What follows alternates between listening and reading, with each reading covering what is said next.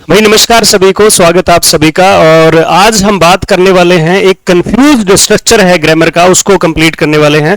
तो उसको शुरू करने से पहले आप सभी को बता दिया जाए कि सामान्यतः जब हम इंग्लिश ग्रामर पढ़ते हैं तो इसमें विशेष प्रकार की कई सारी परेशानियां आती रहती है। परेशानियों के समझ में ये नहीं है कि आप लोगों का पढ़ने का मन नहीं कर रहा, या पढ़ने का मन तो कराने से ऐसे कैसे काम चलेगा बताओ।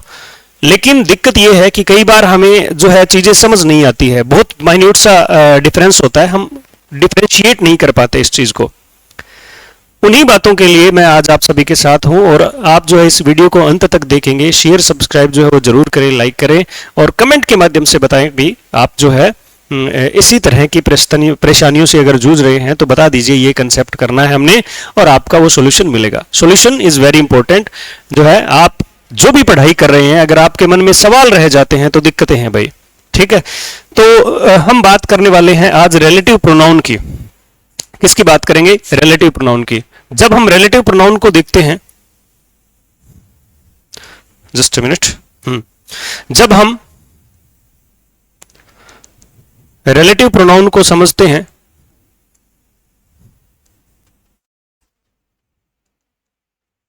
रिलेटिव प्रोनाउन को अगर हम समझने की कोशिश करें तो इसके साथ कई सारे संशय जुड़े होते हैं। पहला संशय, क्या ये रिलेटिव प्रोनाउन कंजक्शन नहीं है क्या? और दूसरा, ये जो रिलेटिव क्लोज है वो एडजेक्टिव क्लोज नहीं है क्या? ऐसी परिस्थितियां हैं भाई। तो आज हम बात करते हैं, खास तौर पर हम सामान्यतः वर्ड यूज करते हैं who, whom, what, which, whose, ठीक है। ये 5 शब्द जो है वो प्रोनाउन की कैटेगरी में आते हैं। आप इनके साथ कोई जो है फाइनाइट वी एलिमेंट लगा दो और किसी नाउन को क्वालिफाई करवा दो, ये रिलेटिव प्रोनाउन की श्रेणी में आने लग जाएगा, ठीक है। यानी इनके बाद में वी एलिमेंट मिलेगा आपको। उसके बाद में आप जो है वो 3 वर्ड और देखेंगे, दैट, बट और एज, दैट, बट और एज। ये सारी परिस्थितियां आपने देखनी है। ये जो है 8 शब्द है, इनको रिलेटिव प्रोनाउन की श्रेणी में रखा गया है। लेकिन एक विशेष परिस्थिति है भाई। क्या विशेष परिस्थिति है? कि यहां पर आपको समझना होना चाहिए, समझ में आना चाहिए कि, है ना, कि इनका स्ट्रक्चर क्या रहेगा जब वो प्रोनाउन बनेंगे, एडजेक्टिव बनेंगे या रिलेटिव प्रोनाउन बनेंगे। सबसे पहले मैं बताता हूं आपको कि, है ना, मैंने सेंटेंस लिखा, who is doing this, who is doing this. ये सेंटेंस आ गया इंटेरोगेशन। क्या आ गया? Interrogation. Who is do, who के जस्ट बाद में क्या आ रहा है? वी एलिमेंट आ रहा है। अब ये वी एलिमेंट आते ही बन गया प्रोनाउन। क्या बन गया? Pronoun. Who is doing this. Who और हुम जो है प्रोनाउन होते हैं, सिर्फ एडजेक्टिव नहीं होते। प्रोनाउन होते हैं, एडजेक्टिव इनको नहीं कहना भाई। बाकी जो ये वाले चीज है, ये प्रोनाउन प्लस में एडजेक्टिव दोनों फंक्शन करते हैं। जैसे whose book is this, whose book is this। अब इसमें whose के जस्ट बाद में वी एलिमेंट ने आके क्या हुआ है? नाउन हुआ है। तो ये क्या बन जाएगा? एडजेक्टिव बन जाएगा। whose is the bag, whose is the bag, ये जो है प्रोनाउन बन जाएगा। whose book। तो अब देखो, इनके बाद में सिर्फ वी एलिमेंट आएगा, ठीक है। क्या आएगा? वी एलिमेंट आएगा। और ये जो 3 है, वट, विच, हुज, इनके बाद में वी एलिमेंट भी आ सकता है, नाउन भी आ सकता है। वी आएगा तो क्या बनेगा? प्रोनाउन, और नाउन आएगा तो क्या बनेगा? एडजेक्टिव। पहली परिस्थिति ये हो गई। अब बात जानते हैं इसके रिलेटिव प्रोनाउन के। तो रिलेटिव प्रोनाउन के लिए जरूरी क्या है? 2 क्लोज जरूरी है भाई, ठीक है। सेंटेंस है, I know who is doing this. अब ये इंटेरोगेशन नहीं है। I know, no we element है और इज वी एलिमेंट है, ये पूरा वी एलिमेंट है। यहां पर नो और इज क्या है? फाइनाइट वर्ब है, और जितनी फाइनाइट वर्ब उतनी क्लोज। तो ये 2 क्लोजेस को कौन जोड़ रहा है? हु जोड़ रहा है। तो ये क्या हो जाएगा? कंजक्शन हो जाएगा। दूसरा सेंटेंस, आई नो द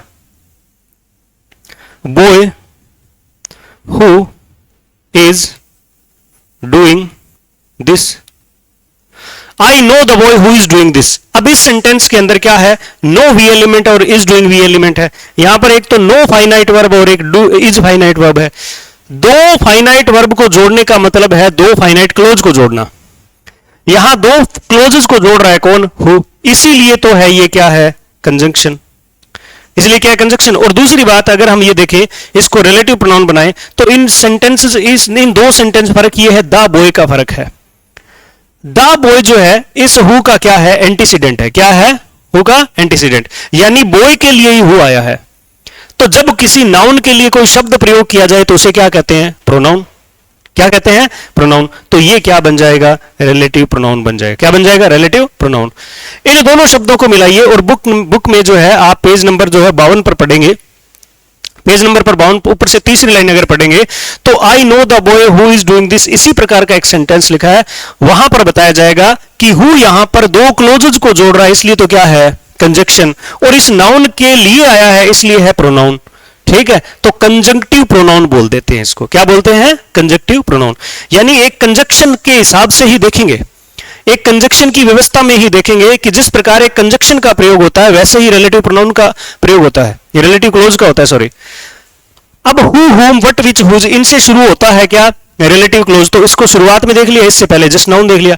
मुद्दा क्या है कि इन जो है 8 नाम से पहले एक नाउन या प्रोनाउन को आप ऐड कर दो तो ये नाउन या प्रोनाउन तो क्या बन जाएगा, एंटीसीडेंट बन जाएगा, और ये क्या बन जाएंगे, रिलेटिव प्रोनाउन बन जाएंगे। ठीक है, ये फर्क होता है, सामान्य सा फर्क है कंजक्शन और।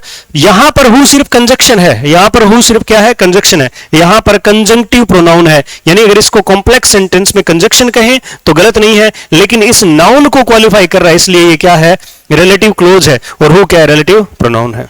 दोनों बातें हो सकती है। प्रश्न के अंदर आपको ऐसा कभी नहीं मिलेगा कि दोनों दे दे के बताओ, मान तो एक बात बताओ, वो कंजक्शन है, एक प्रोनाउन है। हाँ, रोब कौन मारे बड़ा है, आपको ये एक ही चीज मिलेगी। एक और संशय रहता है कि ये जो हु इज डूइंग दिस है, ठीक है, इसको हम क्या कहें, एडजेक्टिव क्लोज कहें या फिर रिलेटिव क्लोज कहें, क्या कहें, यह भी एक बड़ा संशय है। तो इसमें भी अपने को परेशान नहीं होना है भाई। रिलेटिव क्लोज किसे कहेंगे, रिलेटिव क्लोज, रिलेटिव प्रोनाउन से शुरू होने वाले क्लोज को रिलेटिव क्लोज कहेंगे। एडजेक्टिव क्लोज किसको कहें, ऐसी क्लोज जो किसको क्वालिफाई करती है, एक नाउन को। एक सामान्य सा डिफरेंस, रिलेटिव क्लोज में इतने ही जो है कनेक्टिव यूज होंगे, इतने ही शब्द यूज होने वाले हैं रिलेटिव क्लोज में। लेकिन एडजेक्टिव क्लोज में हर एक परिस्थिति आ सकती है। जैसे I know the place where we went yesterday, सीधा वेयर आ गया है, ठीक है, वेयर आ जाता है, ठीक है, व्हेन आ जाता है। I don't know the time when we arrived, मुझे पता नहीं है हम कब आए थे, वो समय पता नहीं है जिस समय हम आए थे। तो रिलेटिव क्लोज और एडजेक्टिव क्लोज में, रिलेटिव क्लोज में सिर्फ जो है आप यही 8 शब्दों को देखेंगे, ठीक है। और अगर हम एडजेक्टिव क्लोज में देखें तो ऑल सबऑर्डिनेटर्स की बात की जा सकती है, when, where, why, what, which, whose, कुछ भी, ठीक है ना। I don't know the reason why you fought with me, मुझे तो पता ही नहीं, वो तथ्य पता नहीं है जिसके कारण तुम लड़े।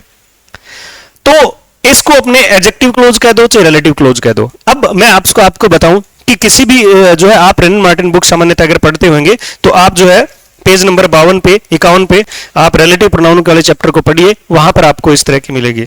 आई met Hari who had just return, तो हरी हु हैड जस्ट, यहां पर हु जो है क्या है, रिलेटिव प्रोनाउन है, और हु हैड जस्ट रिटर्न क्या है, एक रिलेटिव क्लोज है। एडजेक्टिव कह दो भाई, हरी जो कल आ गया था, ठीक है। Here is the book that you lent me, ठीक है। I have found the pen which I lost, the pen which I lost, तो विच यहां पर क्या आ गया, relative pronoun, which I lost relative clause, इसको एडजेक्टिव क्लोज कह दो, कोई दिक्कत नहीं। इसी तरह से आप अगर इसको पढ़ते चले जाएंगे तो आप बुक नंबर 2 में चलिए जरा,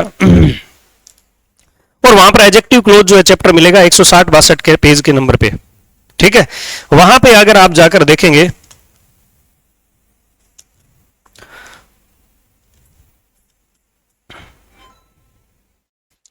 162 पेज नंबर पे है, और 162 पेज नंबर पे the umbrella with a broken handle is mine, पहला सेंटेंस नाउन फ्रेज के रूप में, उसमें एडजेक्टिव फ्रेज, एक प्रेपोजिशनल फ्रेज। दूसरा the umbrella which has a broken hand is mine, तो ये विच आ गया ना, विच से जस्ट पहले क्या आया हुआ है, एक नॉमिनल आया हुआ है, नाउन आया हुआ है। आप पढ़िए जरा ध्यान से पढ़िए, मैं बता रहा हूं कि एडजेक्टिव क्लोज में कई सारे कनेक्टिव का प्रयोग किया जा सकता है, रिलेटिव क्लोज में इनका ही प्रयोग किया जाएगा, ठीक है। अब बात आती है कि बट कैसे रिलेटिव प्रोनाउन बनेगा, ठीक है, बट कैसे रिलेटिव प्रोनाउन बनेगा।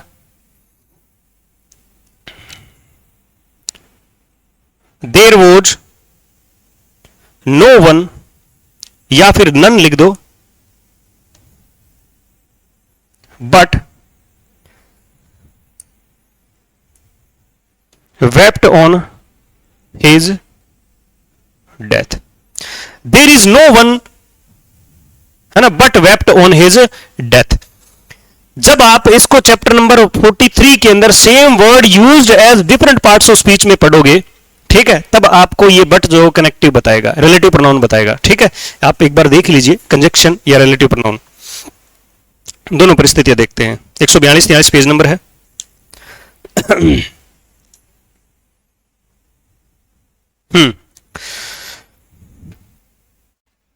यहां पर बट जो है 143 नंबर पेज पे है, और यहां पर पहला एडवर्ब, फिर प्रेपोजिशन आया, फिर कंजक्शन आया, फिर रिलेटिव प्रोनाउन आया है, ठीक है।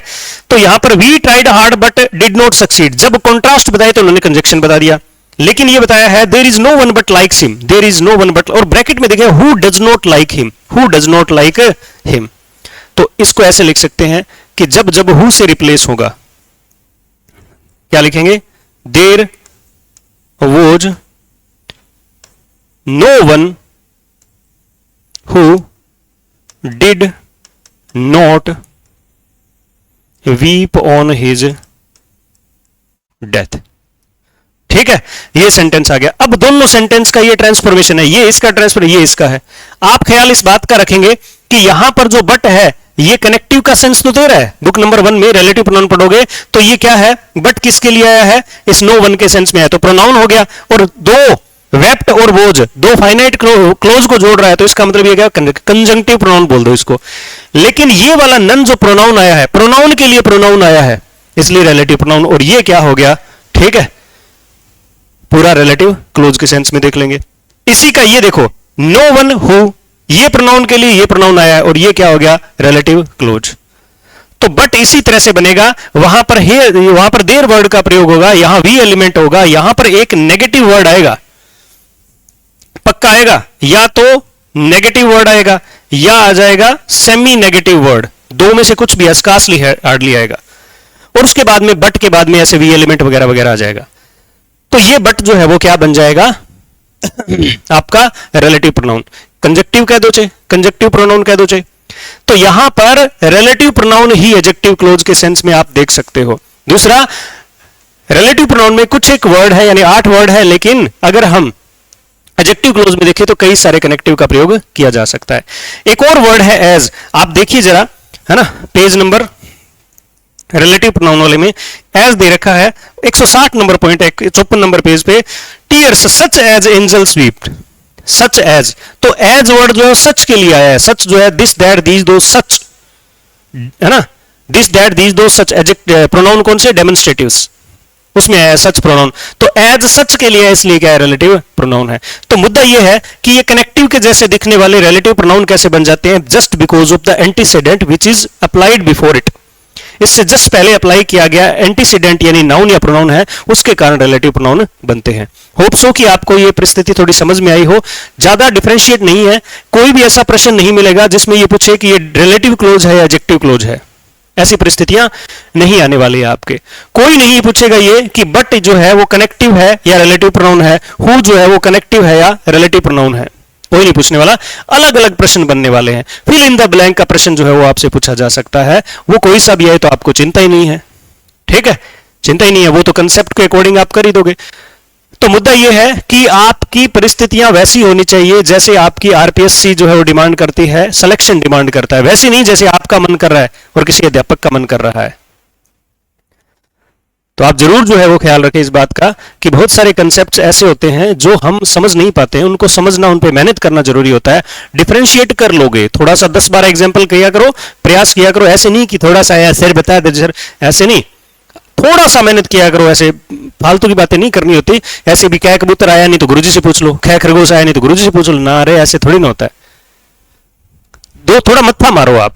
कुछ लोग ऐसे परिस्थिति में होते हैं जो क्लास में बता दिया ठीक आतो आता, सर है वही है उसी के, तो मैं क्या बताया तन, फिर तो यही बतायो जी, तो फिर ऐसे नहीं भाई।